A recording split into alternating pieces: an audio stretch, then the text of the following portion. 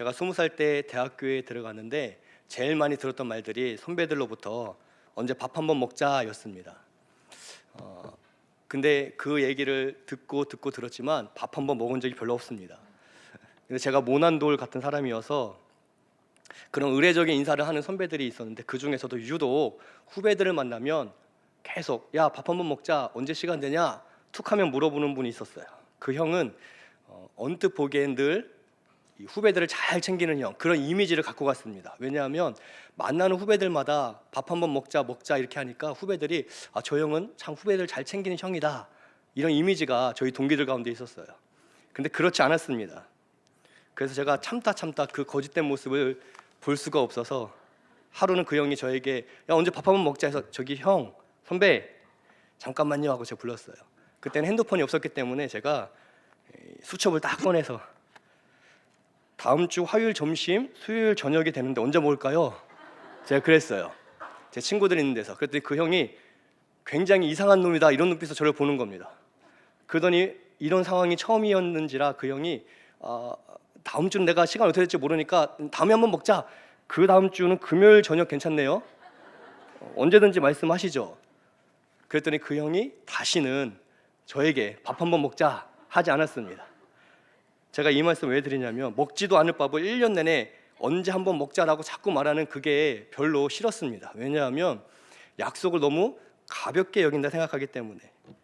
걱정하지 않으셔도 됩니다. 성도님들께서 언제 한번 밥 한번 먹어요 해도 제가 아이 그럼요 하지 언제 먹을까요 이렇게 하지 않습니다. 그 형은 그 좋은 이미지를 자꾸 본인이 갖고 가면서 난 좋은 사람이야 근데 난 바빠 이런 이미지 갖고 있었던 사람이라 그게 마음에 안 들어서 제가 그랬던 거죠. 약속을 쉽게 생각하는 것, 또 약속을 중요하게 여기지 않기 때문에 그냥 함부로 약속하고 쉽게 약속하고 또 쉽게 어기는 것, 그런 것들을 좀 별로 제가 받아들이지 못했던 것 같습니다.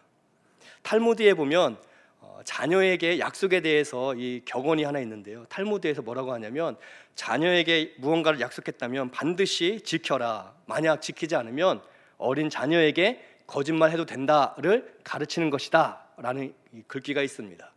그러니까 약속이라는 게 그만큼 중요하다는 거죠. 그런데 사실 오늘날은 참 이 약속이 가벼운 시대에 살고 있습니다.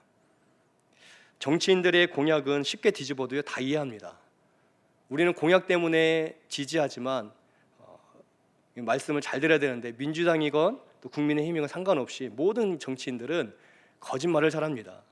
다 공약만 보면 우리나라가 굉장히 잘 사는 나라가 되어야만 합니다. 그렇지만 여야 할 것 없이 다들 공약을, 공적인 약속을 쉽게 어기고 또 취소해 버립니다.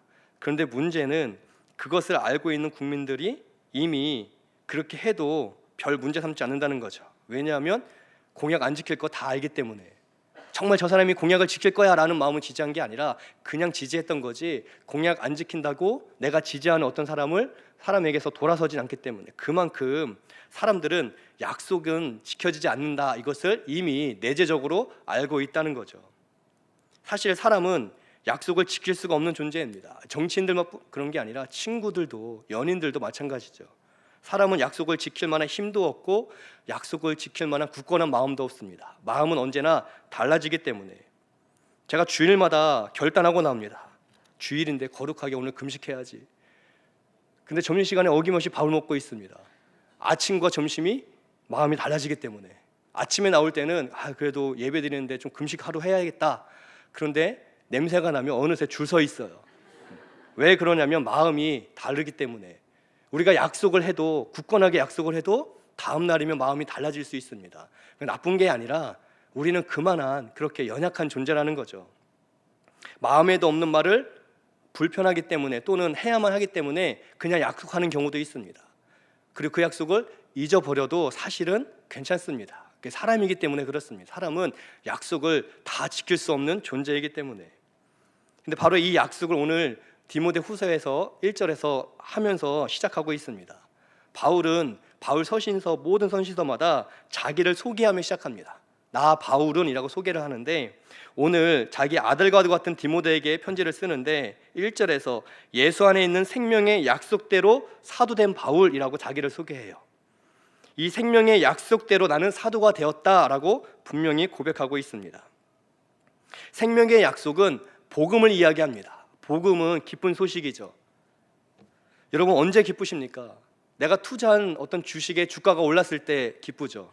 부동산을 사는데 부동산이 오르면 기쁩니다. 자녀가 잘 돼서 좋은 학교에 가면 기쁩니다. 근데 여러분 세상에서 말하는 이런 기쁨은요 금방 사그라집니다. 왜냐하면 주식은 떨어질 때가 있습니다. 부동산은 떨어질 때가 있습니다. 승승장구하던 자식이 잘못되는 경우도 분명히 있습니다. 그래서 세상에서 말하는 기쁨은 언제나 상대적이고 일시적이고 가변적입니다. 오늘 기쁜 게 영원히 기쁘다라고 말할 수가 없습니다. 오늘 효도하는 자식이라고 내일 효도한다는 보장이 없고, 오늘 돈 많이 벌었다고 내일도 돈을 번다는 보장이 없습니다. 오늘 나에게 기쁨을 주는 것이 내일이면 아픔을 줄 수도 있습니다. 그래서 참된 기쁨은 복음밖에 없습니다. 왜냐하면 복음은 영원하기 때문에, 복음은 변함이 없기 때문에 그렇습니다. 바로 그 복음은 생명의 약속에 대한 복음인 것을 바울이 우리에게 가르쳐주고 있습니다. 복음, 기쁜 소식은 어떤 거냐면 생명의 약속, 하나님이 우리에게 생명을 약속해 주셨다, 이 기쁜 소식을 우리에게 가르쳐주고 있다는 거죠. 하나님은 다릅니다. 사람은 약속과 어울리지 않는 존재이지만 하나님은 약속을 반드시 지키십니다. 이루십니다. 복음에 대한 약속, 생명에 대한 약속은 더욱 지키시죠. 왜냐하면 하나님 자체가 복음이시고 또 하나님이 생명의 주인이시기 때문에 하나님을 믿는 자라, 또 예수님을 믿는 자에게 생명을 준다는 이 생명의 약속, 복음을 하나님은 반드시 지키신다는 거죠. 그래서 이 생명의 약속은 반드시 지켜질 수밖에 없는 약속이라는 겁니다. 우리가 좀 부족해도, 우리가 조금 무언가 문제가 있어도 하나님께서 약속을 거두시지 않습니다. 하나님이 생명을 약속하신 이 약속을 복음 안에서 반드시 이루시기 때문에 우리는 이 약속을 감사함으로 받을 수가 있다는 거죠. 우리가 받을 수 있는 가장 기쁜 소식이 이 복음에 대한 소식입니다. 바로 그 생명의 약속을 통해서 사도가 되었다라고 바울이 이야기를 하고 있어요. 근데 바울뿐만이 아니라 우리도 그렇습니다. 우리도 이 생명의 약속을 통해서 오늘날 믿는 자 그리스도인이 되었다는 거죠. 그리고 그 약속 안에서 지금 디모데도 생명의 약속을 이어받은 사람, 구원받은 사람이었기 때문에 바울은 디모데에게 생명의 약속을 받은 사람으로서 또 다른 생명의 약속을 받았던 디모데에게 권면하는 글을 쓰고 있습니다. 생명의 약속을 받은 사람은 어떤 존재인지를 가르쳐주며 이 디모데 후서가 시작을 하고 있습니다. 첫 번째는 생명의 약속을 받은 사람은 어떤 사람이냐면 청결한 양심으로 하나님을 섬기는 사람이다 라고 성경이 가르쳐주고 있습니다. 3절에 보니까 바울이 디모데가 너무 기쁜 거예요. 그래서 밤낮 간구하는데 그를 생각할 때마다 청결한 양심으로 섬겨오던, 조상적부터 섬겨오던 하나님께 감사한다. 그러니까 바울의 부모가 그의 선조들이 섬겼던 그 하나님, 그런데 바울이 어떻게 섬겼냐면 내가 청결한 양심으로 하나님을 섬겼는데 그 하나님께 너를 생각하니까 정말 감사를 드린다라고 이야기를 하고 있어요. 바울 스스로가 청결한 양심으로 하나님을 섬기고 있다. 왜냐하면 생명의 약속을 받았기 때문에. 여러분, 하나님을 섬기는데 청결한 양심, 깨끗한 양심으로 섬긴다는 것은 마음이 중요하다는 것을 의미합니다. 마음이, 양심이, 우리 안에 있는 이 심정이 중요하다는 거죠. 왜냐하면 겉으로는 얼마든지 하나님을 잘 섬기는 것처럼 보이지만 내면은 하나님으로부터 멀어진 분들이 있을 수 있기 때문에 그렇습니다. 겉으로는 완전한 척, 문제 없는 척, 율법을 잘 지키는 척하지만 마음으로는 하나님으로부터 멀어진, 마음으로는 미움과 다툼과 분노와 정죄가 꽉 찬, 그러면서도 겉으로는 괜찮은 척하는 자기 의에 사로잡힌 사람이 있었기 때문에, 그래서 정말 하나님을 섬길 때 중요한 것은 어떤 형태, 어떤 직분, 어떤 모습이냐가 아니라 이 청결한 양심, 청결한 마음이다, 이것을 우리에게 가르쳐주고 있습니다. 우리는 우리 마음을 돌아봐야만 합니다. 하나님을 믿고 섬기는 데 있어서 겉으로 율법적으로 문제가 없기 때문에 나는 괜찮은 사람이야, 이럴 수 없습니다. 문제는 마음에 있기 때문에 그렇습니다. 그냥 마음, 그냥 양심이 아니라 청결한, 깨끗한, 거룩한 이 성결한 마음이 있어야 됨을 가르쳐주고 있죠. 내가 지금 하나님 앞에 어떤 마음으로 신앙생활하고 있는가, 우리는 우리의 마음을 돌아봐야만 한다는 거예요. 이 기준은 굉장히 쉽습니다. 어렵지 않습니다.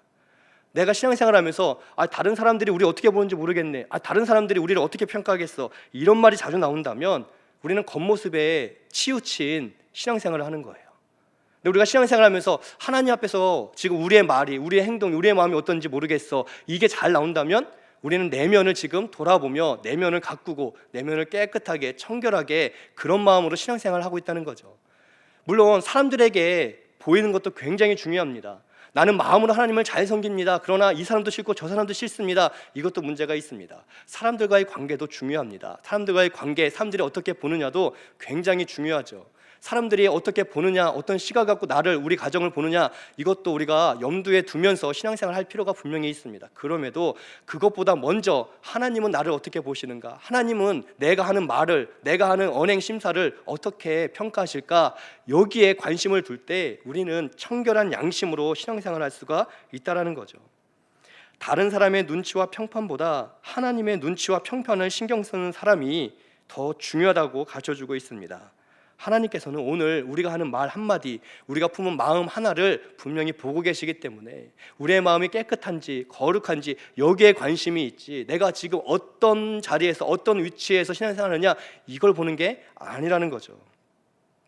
그렇기 때문에 우리는 이 생명의 약속을 받아 감사할 줄 아는 성도가 되어야 할 줄 믿습니다. 왜냐하면 하나님께서 나와 함께 계시고 내 마음을 아시기 때문에, 혹 사람들로부터 오해가 있고 사람들로부터 조금 불편한 면이 있더라도 하나님 우리의 마음을 보시기 때문에, 하나님 어떤 상황, 어떤 현상을 보는 게 아니라 우리의 마음의 중심을 보시기 때문에 내 마음을 깨끗하게 거룩하게 그렇게 준비하신 분들은 하나님이 그 영혼을, 그 믿음을 받을 줄을 믿습니다. 하나님 앞에 우리의 마음을 무겁게 다스릴 수 있는 이 마음의 깨끗함이 있기를 축복드립니다. 두 번째로 생명의 약속을 받은 사람은 거짓이 없는 믿음을 가진 사람입니다. 오늘 바울이 디모데를 굉장히 칭찬하고 또 디모데를 통해서 하나님께 감사하는 고백들을 하고 있는데, 그 중에 5절을 보니까 그렇게 기뻐하고 그렇게 눈물이 날 만큼 기쁜 이유는 이는 내 속에 거짓이 없는 믿음이 있음을 생각함이라 라고 이야기하고 있어요. 내 안에, 디모데 네 안에 거짓이 없는 믿음이 있기 때문에 내가 기쁘고 늘 하나님께 감사하다라고 이야기를 하는 거죠. 바울이 디모데를 칭찬할 때 가장 먼저 한 칭찬이 이 믿음에 대한 거였습니다. 바울은 에베소 교회를 개척했습니다. 그리고 선교 여행을 다녔기 때문에 이 개척한 에베소 교회에 담당할 일꾼이 필요했고, 바울은 자기 아들과도 같았던 디모데를 그곳에 담임 교육자로 세웠습니다. 나이가 어렸지만 그러나 그곳에서 신실하게 믿음을 지키고 또 성도를 지키고 또 교회를 세울 수 있도록, 그건 사실 어려운 일이었죠. 이방 땅에서 또 할 수 있는 여건들이 많이 좋지는 않았습니다. 그럼에도 디모데가 열심히 사역했습니다. 근데 바울이, 야 디모데, 많은 사람들 등록하게 해서 기쁘다. 야 디모데, 네가 기도할 때마다 병이 난다며, 야 참 기쁘다 하지 않았습니다. 바울이 디모데를 보면 가장 기뻐한 건 너 속에 거짓이 없는 믿음, 그 믿음이 있기 때문에 내가 기쁘다라고 지금 이야기를 하고 있다는 거예요. 여러분, 이 말은 어떤 뜻이냐면 거짓된 믿음도 있다는 겁니다. 거짓된 믿음이 만연했기 때문에 이 당시에, 그래서 바울은 디모데를 보며 너에게 있는 이 거짓 없는 믿음, 이게 나는 너무 기쁘다라고 이야기를 했죠. 여러분, 거짓된 믿음이 얼마나 무서운 거냐면 하나님을 속이고 나를 속이고 다른 성도도 속이는 믿음이기 때문에 그렇습니다. 거짓된 믿음은 하나님을 속이는 것이고 나 자신을 속이는 것이고 교회와 성도를 속이는 거기 때문에 모든 사람들, 하나님까지 포함해서 다 속이는 거기 때문에 이 거짓된 믿음은 굉장히 경계해야 될, 가장 무서운, 우리가 조심해야 될 부분이라는 거죠. 지난주 금요일쯤 제주도에서 대구로 가는 비행기가 이제 대구에 거의 도착해서 착륙하기 전에 한 200m 정도 이제 내려오고 있는 중에 비상구 문이 열린 사건이 있었습니다. 도착하기 몇 분 전에 한 남자가 아직 비행 중인데 비상구 문을 확 열어버린 거예요. 더 높은 데 있었으면, 여러분들 영화 보셔야 아시겠지, 문이 확 열리면요 사람들이 다 휩쓸려 나갑니다.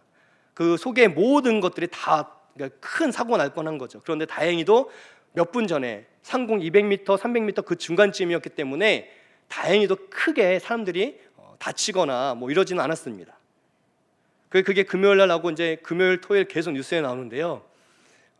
우리 교회 분들은 뉴스 잘 안 보시는 것 같아서 잠깐 뉴스 한번 보고 말씀 전하겠습니다. 뉴스 한번 보여주시죠. 여러분 안녕하십니까? 5월 27일 토요일 MBC 뉴스입니다. 어제 제주에서 대구로 향하던 아시아나 항공기가 착륙하기 직전 한 남성이 200m 상공에서 비상문을 열었는데요. 200여 명의 승객들은 8분 동안 공포에 떨어야 했습니다. 공항에서 긴급 체포된 이 남성은 경찰 조사에서 최근 직장을 잃고 마음이 답답해 문을 열었다고 진술한 것으로 알려졌습니다. 임현주 기자입니다. 어제 낮 12시 40분쯤 제주에서 대구공항으로 향하던 아시아나 여객기가 착륙 직전 213m 상공에서 비상문이 열렸습니다. 인명피해는 없었지만 승객 200여 명이 8분 동안 공포에 떨면서 자칫 대형 사고로 이어질 뻔했습니다. 비행기가 엄청나게 흔들렸고 그때 순간적으로 창문을 봤는데 상당히 높아서 이거는 무조건 죽는 거구나라고 생각을 하고 경찰은 착륙 직후 비상구 쪽에 앉아있던 30대 남성을 긴급 체포해 조사를 벌였는데 이 남성은 최근에 다니던 직장을 잃었다면서 비행기 안에서 답답해 문을 열었다고 진술한 것으로 알려졌습니다. 남성의 가족들은 최근 여자친구와 헤어지고 직장을 잃어 힘들어한 것으로 알고 있다고 전했습니다. 항공보안법에 따르면 항공기의 보안이나 운항을 저해하거나 출입문 등을 조작한 사람은 10년 이하의 징역에 처할 수 있습니다. 경찰은 30대 남성에 대해 항공법 위반 혐의로 이르면 오늘 구속영장을 청구할 방침입니다. 한편 국토교통부는 항공안전감독관 4명을 대구공항에 급파해 아시아나 여객기 비상문이 열릴 당시 승무원들이 안전수칙을 제대로 이행했는지 등을 조사하고 있습니다. MBC 뉴스 임현주입니다. 30대 남성이 직장을 잃고 마음이 답답해 문을 열었다고 합니다. 여자친구와도 헤어졌고요. 항공보안법으로 이 사람은 10년 이하 징역에 처해질 수 있고 항공법 위반 혐의로 구속영장을 청구했습니다. 이 내용이 계속 반복적으로 나오는데요. 이 사건에서 누가 왜 이런 일을 했고 어떤 처벌을 할 것인가, 어떤 처벌을 받을 것인가에 관심을 모으고 있습니다. 지금 보시면서도 저거 이상한 놈이다 아마 이러셨을 텐데요. 진짜 문제는요, 이 사람에게 있지 않습니다. 잘 생각해 보세요. 진짜 심각한 문제는 다른 데 있습니다. 어디에 있냐면 그 문이 왜 열렸는가, 그게 심각한 문제라는 거예요. 비상구 문이 비상 상황이 아닌데 단순히 정신 나간 사람이 민다고 열려버리는 게 이게 여러분 제정신인가요? 한번 잘 생각해 보세요. 저는 이 뉴스를 볼 때마다 지금 열받는데 왜 열받느냐면 아시아나가 문 연 사람보다 훨씬 더 크게 잘못한 거예요. 정신 나간 사람이 문을 팍 민다고 열린다면 그거는 다 죽을 뻔한 사건이었거든요. 만약 미국에서 이런 일이 있었다면 아시아나는요 파산됐습니다. 이거 평소에 제대로 검사를 안 한 거예요. 여러분, 정신 나간 사람은 얼마든지 비행 중에 문 열 수 있습니다. 감사하게 200m 상공에서 열었을 뿐이지, 근데 여러분 그거 민다고 열린다는 게 말이 되나요? 아무리 힘이 세도. 어떤 정신 나간 사람 100명일지라도 민다고 열려서는 안 되는 문이 열린 거예요. 이거는 아시아나항공이 굉장히 크게 잘못한 겁니다. 그런데 모든 언론사들은 아시아나항공을 욕하지 않아요. 이 사람, 이 정신 나간 사람, 지금 이 사람이 사이코패스다, 이 사람이 소시오패스다, 이 사람이 정신병자가 이력이 있다, 별의별 뉴스가 다 나옵니다. 여러분, 이 사람이 문제가 아니고 그 문, 열리면 안 되는 문이 민다고 열린 게 문제라는 거예요. 뉴스는 이 사건의 핵심은 말하지 않고 정신 나간 그 한 사람에게만 집중합니다. 모든 언론사들이. 아시아나도 저 사람 잡아서 몇 년 넣을 거다, 이것만 사람들이 관심을 갖고 있어요. 정신 나간 사람이죠. 근데 아시아나는 정신 나간 회사입니다. 여기에 열을 받아야 돼요. 그래서 우리 네팔은 대한항공을 타고 갑니다. 아시아나 안 타고요, 대한항공 직항으로 갑니다. 이 좋은 대한항공 안 타실 거예요?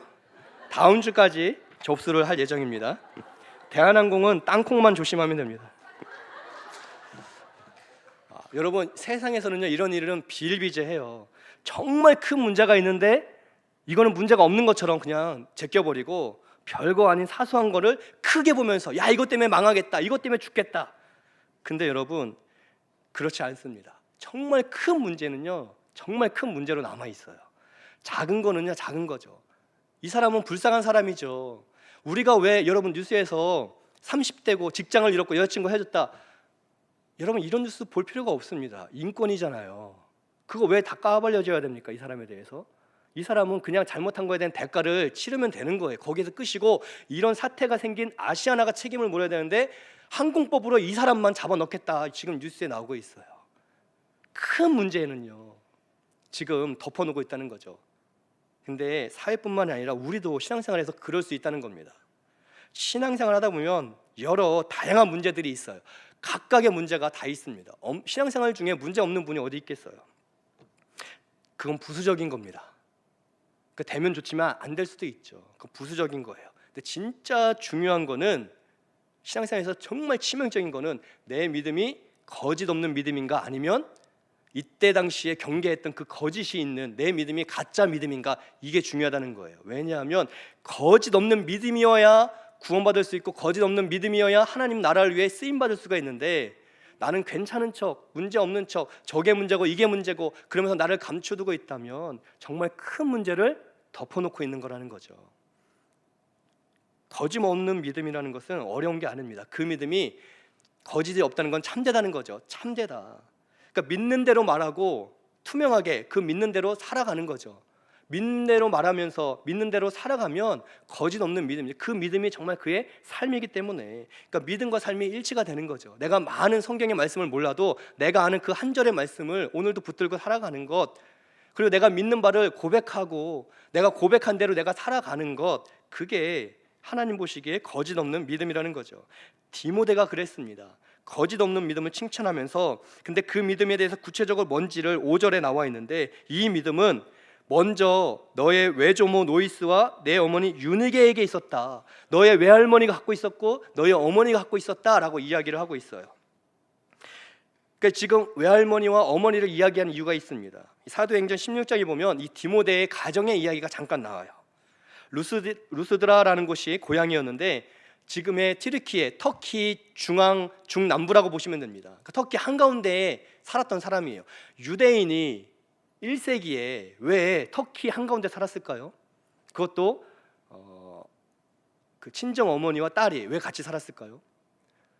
정확한 이유는 없지만 모르지만 분명히 사연 많은 집안이었던 것 같아요. 이스라엘을 떠날 수밖에 없는 나오미처럼 그렇게 떠날 수밖에 없었던 어떤 사정이 있었던 것 같아요. 정확하게 나오진 않지만, 그러나 터키 중남부 지역 이 루스드라에서 정착을 하고 거기서 이 헬라 사람을 만나 결혼을 합니다. 그리고 어머니, 이 친정 어머니와 같이 살고 있죠. 이방인과 같이 결혼을 했고 거기서 태어난 아이가 디모데였어요. 근데 여러분, 이 가정이 하나님을 믿는다는 게 쉬웠을까요? 만약에 불교 국가에서 불교 배경의 가정에 시집 가서 그곳에서 불자 남편을 만났을 때 거기서 기독교를 나는 기독교, 나는 교회 다녀야 됩니다 한다는 게 쉬울까요? 지금보다 2000년 전에 지금 디모데의 할머니와 어머니가 그렇게 지금 하고 있는 거예요. 헬라 땅에서, 터키 땅에서 이방인과 결혼까지 했습니다. 사실 이건 율법도 어긴 거죠. 그러니까 동네 사람들이, 그 속에 이제 같이 살았던 유대인들이 손가락질할 일이었습니다. 우리가 사정이 있어서 고향을 떠나왔지만 어떻게 이 헬라 사람과 결혼할 수 있느냐라고 손가락질할 수 있어요. 율법을 어긴 행위였습니다. 그런데 사도행전 16장에 디모데에게 뭐라고 얘기하냐면, 루스드라의 형제들에게 디모데는 칭찬을 받고 있다라고 이야기하고 있어요. 그 지역 사람들이 디모데를 칭찬을 해요. 왜냐하면 그 가정의 엄마, 할머니가 신앙생활을 어떻게 했는지를 단적으로 보여주고 있다는 거죠. 그의 엄마와 그의 할머니는 이방 땅에서 이방 남편을 만나 결혼을 했고 이제 혼혈인 디모데를 낳았는데도 불구하고, 그는 이스라엘 율법으로 보면 굉장히 가증한 것이죠. 그리고 터키 지역 사람들이 볼 때에도 잘 사는 나라가 아니라 저 이름 없는 유대, 이미 나라가 없어진 그 로마의 속국인 그 유대에서 온 여자, 그리고 아무런 재산도 없고 가난한 이 여자를 며느리로 맞이했으니까 환영받지 못했을 가능성이 굉장히 큽니다. 로이스와 유니게가 어떤 삶을 살았는지 구체적으로 나오진 않는데, 적어도 이들은 믿음을 버릴 수밖에 없는 혹독한 현실을 맞닥뜨렸을 가능성이 크다는 거죠. 신실하게 근데 거기에서 믿음을 지키고 있었습니다. 그게 디모데에까지도 내려간 거죠. 이들의 믿음은 잠깐의 고난에 쉽게 버려지는 믿음이 아니었고, 사람들의 멸시와 천대에서 벗어나고자 우리도 터키 사람이다, 우리도 헬라 사람이다, 저 이스라엘 다 버렸다, 우리도 당신과 똑같다 라면서 감춰버리는 그런 믿음이 아니었습니다. 이들은 그냥 믿는 바대로 하나님을 섬기고, 우리를 핍박하고 있는 저 같은 동족인 유대인들 손가락질하며 너네 율법을 어겼다. 어떻게 가증한 이방인과 결혼할 수 있느냐라고 생각하지 않은 그들에게도 하나님을 사랑하는 마음으로 똑같이 선행을 베풀었다는 거죠. 그러니까 시간이 지나 보니까 그 루스드라에 있는 사람들이 이 디모데를 향해서 참 저 사람은 괜찮은 사람이다라고 칭찬하고 있음을 사도행전 16장에서 보여주고 있습니다. 디모데가 그 믿음을 이어받았다는 거예요. 힘들고 어렵고 오해가 있고 공고함이 있고 고난이 있었지만 믿음이 흐트러지지 않고 그냥 믿는 바대로 내가 하나님을 이렇게 믿으니까 나는 이렇게 살고 있다, 그냥 그 믿음으로 깨끗하고 정직하게 거짓 없이 동일한 믿음으로 변함없이 믿음을 지키고 살아갔다는 거죠. 그런 신실함, 예측 가능한 믿음이 있었다는 거예요. 저는 예측 가능한 사람을 좋아합니다. 이분은 예측이 가능해. 힘들고 어렵고 고난이 있어도 예측 가능해. 그러나 고고한 척 고상한 척 하지만 힘들고 어려우면 휙 돌아서는 분들 생각보다 많이 있습니다. 예측할 수가 없죠. 고난이 없을 때는 잘 믿는 것처럼 보이지만 고난이 있으면 돌아서는 분들 있습니다. 그래서는 안 됩니다. 서로 예측 가능한 신앙생활을 해야 된다는 거예요. 저분에게 저는 어려움이 있더라도 저분은 그 자리를 지키는 분이야. 저분이 힘들고 지치고 가정에 어떤 괴로움과 어려운 문제가 있어도 저분은 예배의 자리, 은혜의 자리를, 헌신의 자리와 봉사의 자리를 지키는 분이야. 예측 가능한 이 믿음, 이게 거짓 없는 믿음이라는 거예요. 디모데가 바로 그 믿음을 갖고 있었습니다. 디모데처럼 생명의 약속이 있기 때문에 고생스러워도 누군가 알아주지 않아도 때때로 손해보고 희생할 때가 있어도 변함없이 내가 믿는 바대로 살아갈 수 있는 우리가 되기를 축복드립니다.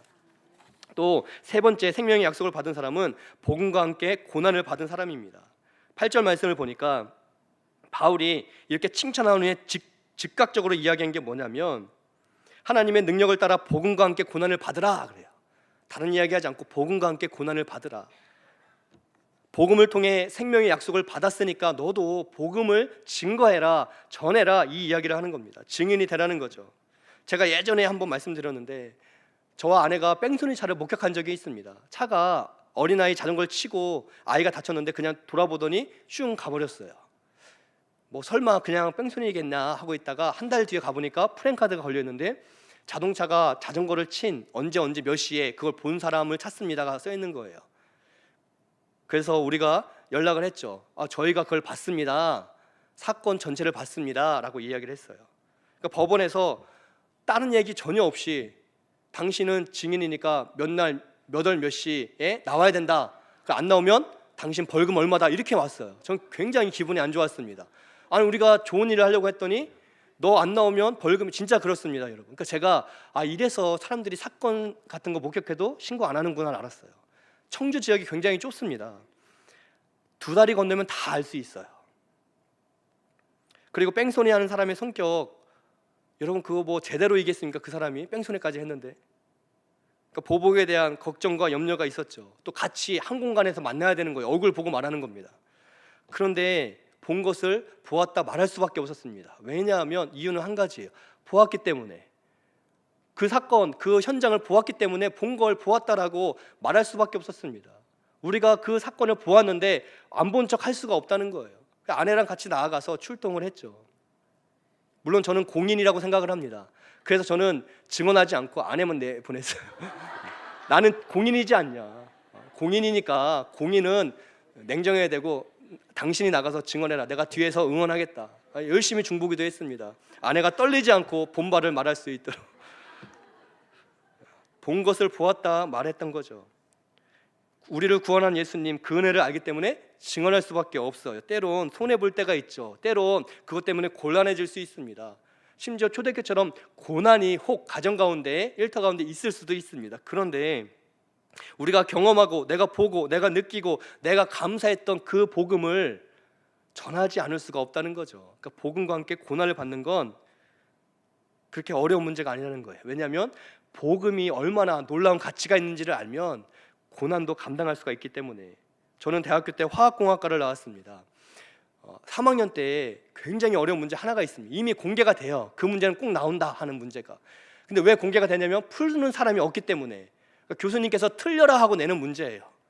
그래서 3, 4, 5 친한 친구들끼리 그거 풀겠다고 막 밤새기도 하고 토론도 하고 막 별의별 방법을 다 동원해도 잘 풀리지가 않았습니다.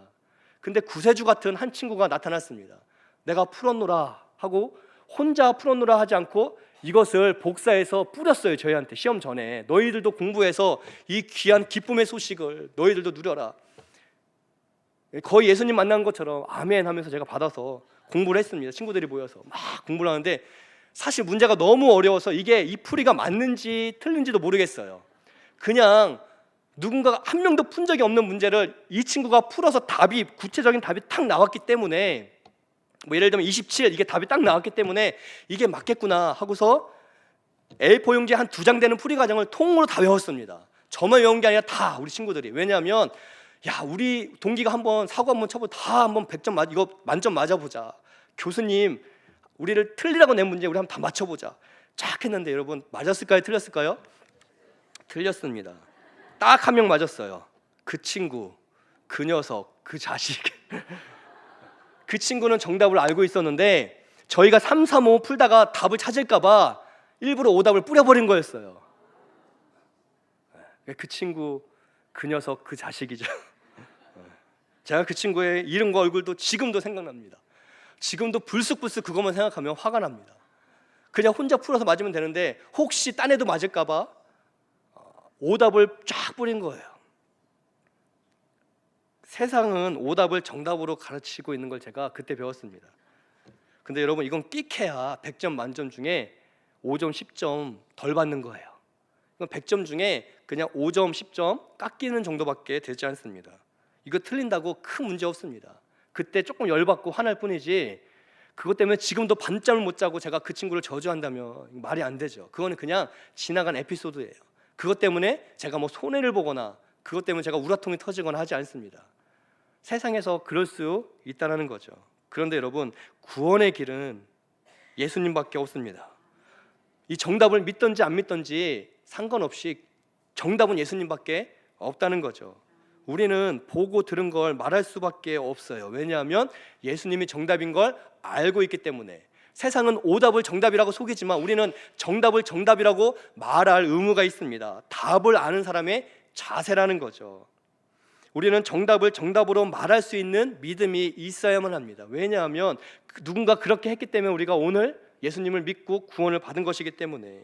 그렇기 때문에 세상을 향해서 오답을 정답이라고 속이는 세상을 향해서 그들이 오답이라고 해도 우리는 정답을 분명히, 다른 건 다 틀려도 괜찮습니다. 손해봐도 괜찮습니다. 10만 원, 100만 원, 건강 조금 다 잃은 거 뭐 이 정도밖에 안 되지만 영원한 생명은 예수님밖에 없기 때문에 예수님을 전해야만 한다는 거죠. 특별히 9절에서 하나님이 우리를 구원하사 거룩하신 소명으로 부르셨다 가르쳐주고 있습니다. 우리를 구원해 주셨다 분명히 말하는데, 그런데 거기서 멈추지 않고 우리를 구원하신 그분이 거룩한 소명으로 우리를 불러주셨다, 우리에게 소명을 주셨다는 거예요. 복음을 전할 사명을 맡기셨다는 거죠. 그러니까 복음을 전한다는 게 은혜라고 가르쳐주고 있습니다. 이게 왜 은혜냐면 미국 이민 1세대들은요 미국 영주권, 시민권 받기 위해서 정말 노력했습니다. 지금도 힘든 일이죠. 근데 그분들이 시민권을 얻었을 때 얼마나 크게 감격했을까요? 얼마나 기뻐했을까요? 그런데 시민권을 넘어서 미국 정부를 위해 일할 수 있는 권한을 주고 그렇게 공무원이 될 수 있도록 공직을 주었다면 저 싫은데 그거는 할 이민 1세대가 있었을까요? 이민 1세대들이 들어가서 하는 일은 그곳에서 허드렛 일밖에 없었습니다. 비록 시민권을 얻었지만 여전히 차별받는 입장이었죠. 그런데 이 나라가 미국에서 시민권을 줄 뿐더러 미국을 위해 일할 수 있는 권한까지도, 권리도 나에게 맡긴다면 어떤 사람이라도 감사하게 그것을 받아들였을 거예요. 다만 예가 있다면 이 시민권은 당연히 내 거야라고 처음부터 생각했던, 그렇게 오해하고 있는 사람이라면 저 싫은데 아마 그랬을 겁니다. 그러나 이 시민권이 이 나라가 나에게 주는 은혜인 걸 아는 사람은요 그 나라를 위해 일할 수 있는 기회를 얻었다는 게 더 큰 은혜가 된다는 거죠. 우리가 그렇습니다. 우리는 구원받지 못할 사람들이었어요. 구원과는 관계없는 사람들이었습니다. 그러나 예수님이 우리를 구원해서 하나님 나라 자녀가 되도록 하나님 나라의 시민권을 우리에게 주셨다는 거예요. 그럼 우리가 당연히 얻을 수 있는 게 아니었습니다. 그걸 당연히 얻었다면 나에게 복음 전하라는 것은 짐이 됩니다, 무거운 짐이 됩니다 라고 말할 수 있어요. 그러나 우리는 하나님 나라의 시민이 될 자격이 전혀 없는 사람들인데 하나님의 은혜로 시민이 될 자격을 주었을 뿐더러 시민을 넘어 이 나라를 위해 일할 수 있는 권한도 우리에게 제시해 준 게 복음 전도의 사명이라고 성경이 이야기해 주고 있습니다. 그렇기 때문에 전도하는 일은 어렵고 힘든 일이 분명하지만, 그러나 하나님 나라의 생명을 내가 전할 수 있는 귀한 기회이고 은혜라는 것을 꼭 기억하시기를 축복드립니다. 우리가 구원받은 것도 은혜지만 구원받은 우리를 통해 이 생명의 약속이 누군가에게 흘러가도록 우리를 사용하기를 작정하신 뜻하신 하나님의 이 놀라운 은혜를 우리가 마음에 품는다면 우리는 힘들고 어렵고 주저할 수 있지만 그러나 결국은 기쁨과 감사함으로 예수님과 하나님 나라를 자랑하고 고백하고 증언할 줄을 믿습니다. 이 믿음이 우리에게 있기를 축복드립니다. 사랑하는 성도 여러분, 생명의 약속을 받은 우리는 청결한 양심으로 또 하나님을 섬기기를 축복드리고 거짓이 없는 믿음으로 살아가기를 소망합니다. 나아가 복음과 함께 고난도 기쁘게 감당할 수 있는 하나님이 우리에게 맡기신 은혜인 것을 기억하며 고백할 수 있는 우리 모두 되시기를 예수님의 이름으로 축복드립니다.